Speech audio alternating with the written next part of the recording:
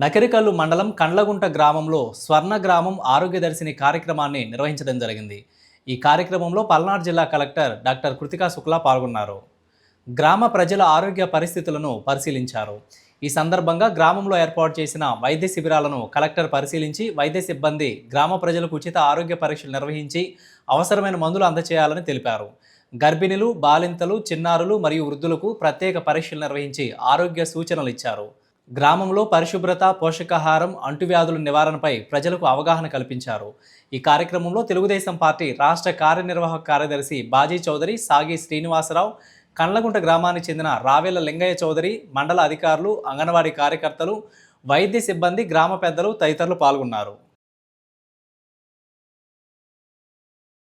స్వర్ణ గ్రామ ఆరోగ్య దర్శిని ప్రోగ్రాం కింద జిల్లా వ్యాప్తంగా అన్ని గ్రామాల్లో పబ్లిక్ మీటింగ్ పెట్టడం జరిగింది. ఈ ప్రోగ్రాం కింద ప్రతి గ్రామం సంబంధించి హెల్త్ ఇండికేటర్స్, ప్రెగ్నెంట్ విమెన్ సంబంధించి, లాక్టేటింగ్ విమెన్, పిల్లల సంబంధించి, అడోలసెన్స్, అనీమియా గురించి, దాంతోపాటు ఆ ఊర్లో ఉన్న లైఫ్ స్టైల్ డిసీజెస్ ఏమైనా ఉంటే అన్నిటి గురించి అక్కడ ఉన్న గ్రామస్తులకి చెప్పడం జరుగుతుంది. వాళ్ళ నుంచి ఫీడ్బ్యాక్ తీసుకొని ప్రివెంటివ్ కేర్ కూడా ఎలా చేయాలి హెల్త్ డిపార్ట్మెంట్ ద్వారా చెప్పడం జరుగుతుంది. సో దీని భాగంగా నేను ఈరోజు కుండ్లగుంట గ్రామంకి వచ్చాను. ఇక్కడ కూడా చాలా పాజిటివ్ రెస్పాన్స్ వచ్చింది.